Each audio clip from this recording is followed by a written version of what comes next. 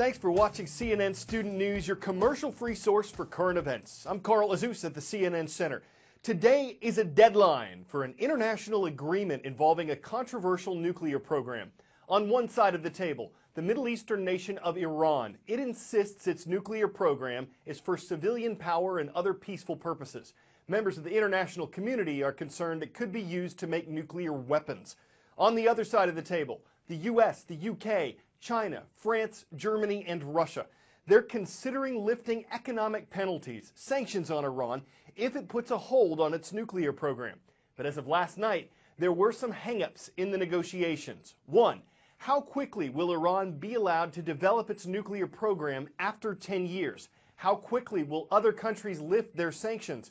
And if Iran breaks the deal, will the sanctions be put back in place? We'll update you on whether an agreement is reached. What happens with that potential deal can have an impact on the price of oil. Global crude prices plummeted last year as oil production in the U.S. shot up. 2014 was America's biggest one-year increase in oil production in more than a century. Hydraulic fracturing, also known as fracking, a way of extracting oil from the ground, factored in. So did horizontal drilling. A number of stories we've covered this year can further influence oil's price. Look, they're producing so much oil in this country, they're running out of places to put it, and that could cause some pressure on prices down the road. So three kind of storylines here. One, we're producing 1.5 million barrels a day more crude than the world is using, and so you've got this big supply issue. Two, the Iran nuclear deal. If a deal is done, Iran could potentially be exporting legally more oil. That would be even more supply on top of more supply. But here, let me rein it back a little bit, because then there's this other big negative. What about Yemen? Yemen and Saudi Arabia leading potentially more a ground offense into Yemen.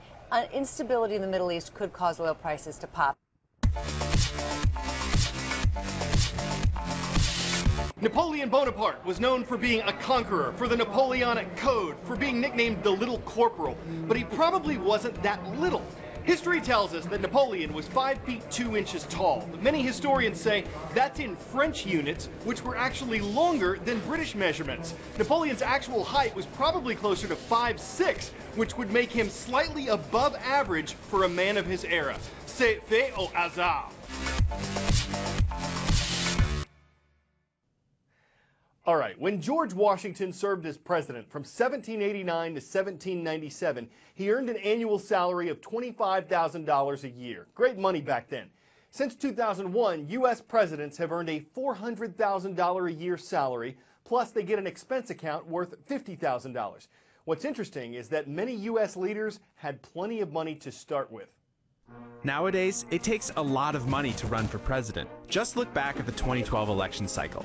Overall spending for both President Obama and his Republican opponent Mitt Romney topped over $1 billion each. But this has us wondering, are all presidents made of money? Have we ever had a middle class or poor president? Turns out we have, and some that have even gone bankrupt. After adjusting for inflation, the two wealthiest presidents in American history were George Washington and John F. Kennedy. Washington was worth over $500 million in today's money, and his presidential salary was much higher than later presidents, totaling 2% of the U.S. budget for 1789.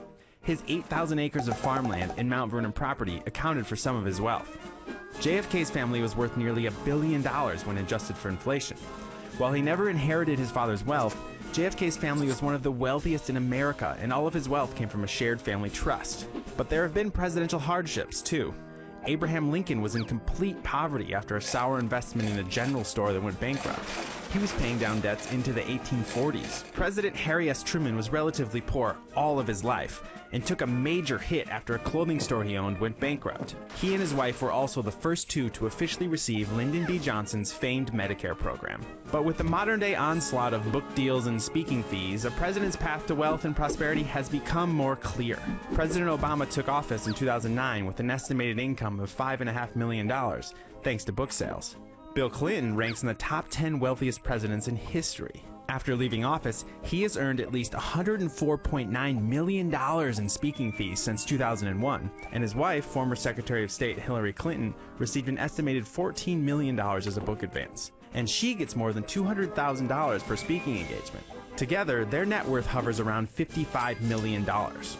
And then there's the Bush family dynasty. whose wealth comes from a rich history in finance and Texas oil. Former President George W. Bush, as of 2012, is slated to be worth $20 million.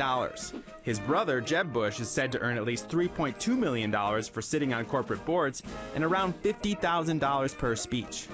So, the question then becomes, will we ever have a middle class or poor president? Or will all 21st century presidents be wealthy?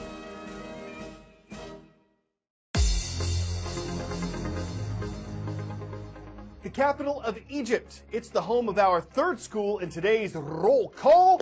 We're starting in Sarasota, situated in the Sunshine State. The Panthers are on the prowl at Suncoast School for Innovative Studies on Florida's Gulf Coast. Not far from the Atlantic coast, in the Old Line State, we've got the Dolphins of Rosa Parks Middle School. They're in Olney, Maryland. And Cairo's the capital of Egypt. Nearby is the West Campus of the American International School of Egypt, with the links staying linked to CNN Student News. There are a lot of different types of service dogs. Guide dogs help people who are blind or visually impaired. Hearing dogs can alert the hearing impaired to sounds in the area around them. Mobility assistance animals can open doors and pick up things that have been dropped. And for the highly trainable canine with an adventurous spirit, there's Avalanche Rescue.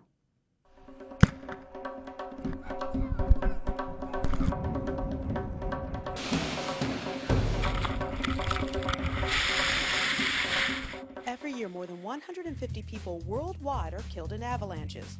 The most common causes of death are suffocation, trauma, and to a lesser degree, hypothermia. Since the human body is 3 times denser than avalanche debris, we sink more quickly, and once the avalanche stops, it gets so packed it's like hardened concrete.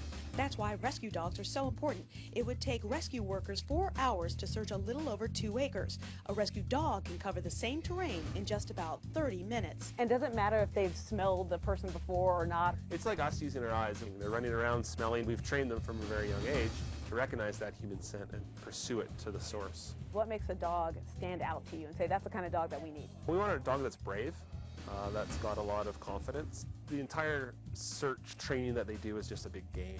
What's your bond like with Digger? They're our partners, they're our buddies, so the bond is just like super tight. It's awesome. 93% of avalanche victims live if pulled out within 15 minutes. After 45 minutes, only 20 to 30% of victims survive. After 2 hours of being buried in the snow, most people don't make it. To do lives, they just, I mean, that's sort of that foundation that we start with the dogs, right? And then we eventually switch to finding articles, which are like a nice big sweater under the snow, which makes it easier for us to go out and train to bury sweaters and to bury live people all the time. It's been imprinted in their brains that it's just the best thing in life. So this is my little snow cave where I'm being buried, so the Digger can hopefully come find me.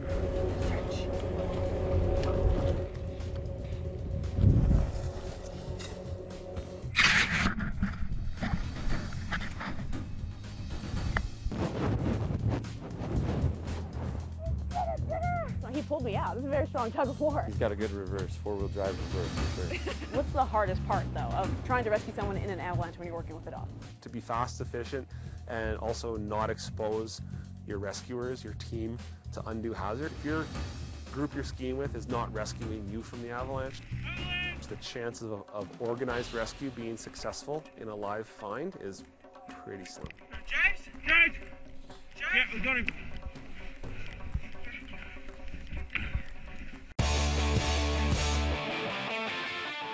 We're wrapping up with a follow-up to a story we showed you a few weeks ago. Remember the eagle that endured a pile of Pennsylvania snow to keep her eggs warm? Scientists said the snow didn't matter. The animal's feathers were insulating enough. Well, here's proof. They hatched, one right after the other, last week. They'll stay in the nest until they're about 12 weeks old, at which point they'll spread their wings and fly away.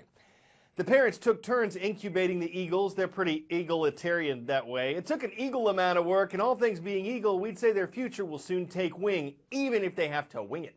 I'm Carl Azuz for CNN Student News.